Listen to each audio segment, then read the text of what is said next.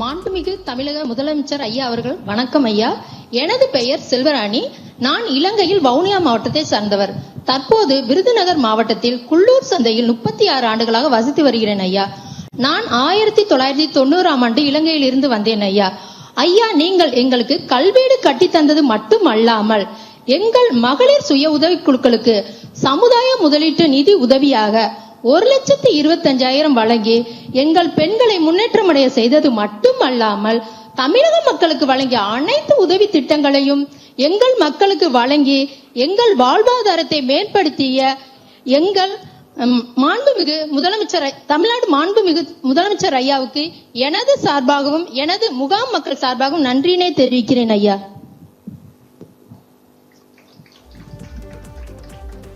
நன்றி உரை commissioner of rehabilitation. இந்த சிறப்பு வாய்ந்த நிகழ்வில் இலங்கை தமிழரின் வாழ்வில் ஒளியேற்றி வைத்து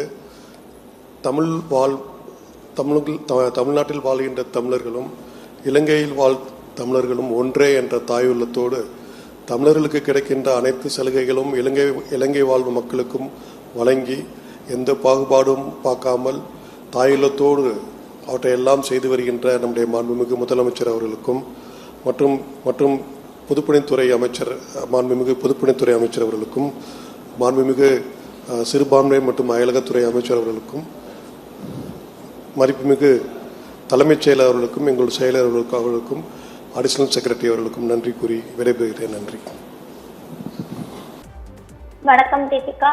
சென்னை தலைமைச் செயலகத்தில் இன்று தமிழ்நாடு முதலமைச்சர் மு.க.ஸ்டாலின் பல்வேறு துறை சார்ந்த திட்டங்களை தொடங்கி வைக்கிறார். குறிப்பாக ஆதி திராவிடர் மற்றும் பழங்குடியினர் நலத்துறை சார்பில் பழங்குடியினர் உண்டி உறைவிட பள்ளி மாணவர்களின் பயன்பாட்டிற்காக 3.62 கோடி ரூபாய் செலவில் 23 வாகனங்கள் மற்றும் CSR நிதியில் 3 வாகனங்கள் என மொத்தம் 26 வாகனங்களை தொடங்கி வைக்கிறார்.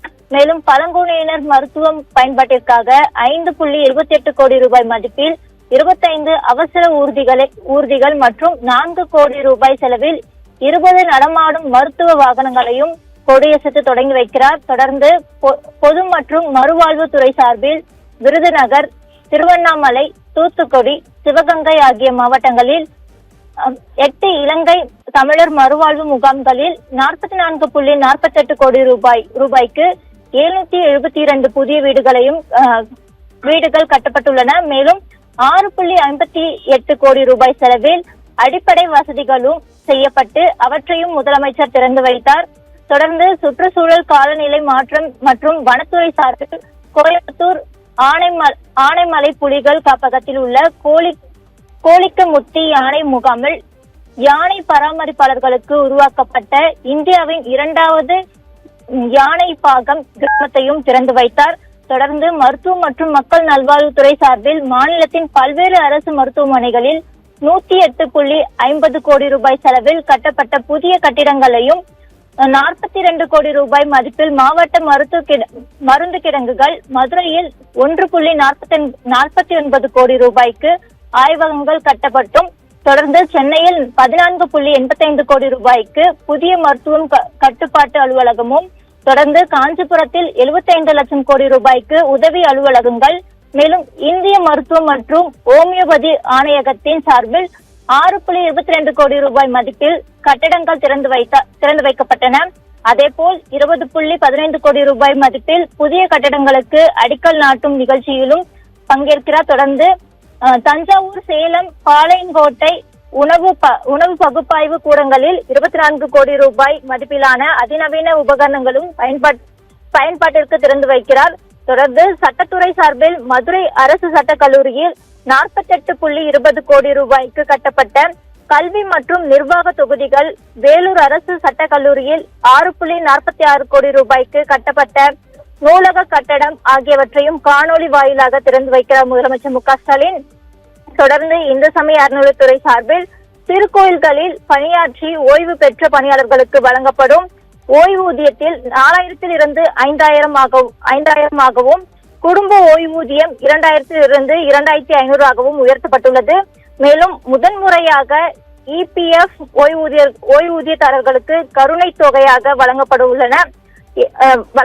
தொடர்ந்து இதற்காக 12 பேருக்கு அடையாளமாக உயர்த்தப்பட்ட ஓய்வூதியத்தை காசோலையாக முதலமைச்சர் மு.க.ஸ்டாலின் வழங்கி வருகிறார். தொடர்ந்து பள்ளி கல்வித்துறை சார்பில் ரோஜா முத்தையா ஆராய்ச்சி நூலக அறக்கட்டளையின் சார்பில் அதிகாரி பாலகிருஷ்ணன் எழுதிய சப்யாதா கி யாத்ரா சிந்து சே வைகை என்ற இந்தி மொழி நூலையும் முதலமைச்சர் வெளியிடுகிறார்.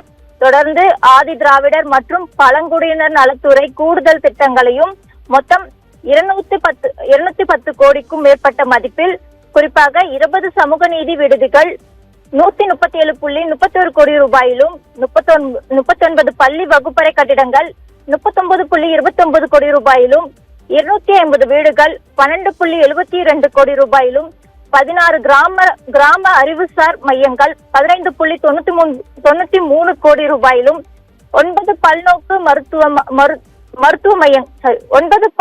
மையங்கள் 5.40 கோடி ரூபாய் ஆகியவற்றையும் முதலமைச்சர் மு.க.ஸ்டாலின் திறந்து வைக்கிறார். இறுதியாக கட்டுமான தொழிலாளர்கள் நலவாரியம் சார்பில் தொழில்நுட்ப பயிற்சி முடித்த தொழிலாளர்களுக்கு ஊக்கத்தொகையாக மற்றும் மாற்று சான்றிதழ்கள் வழங்கப்பட்டன. அதேபோல் 2005ஆம் ஆண்டின் அகில இந்திய தொழில் தேர்வில் இந்திய அளவில் முதலிடம் பெற்ற தமிழ்நாட்டு மாணவர்களை முதலமைச்சர் நேரில் சந்தித்து வாழ்த்துக்களையும் தெரிவித்து வருகிறார். தொடர்ந்து இன்றைய நிகழ்வில் வெவ்வேறு துறைகளின் சார்பில் 300 கோடிக்கும் மேற்பட்ட திட்டங்களை மக்களின் பயன்பாட்டிற்கு முதலமைச்சர் கொண்டு வந்துள்ளார் குறிப்பிடத்தக்கது.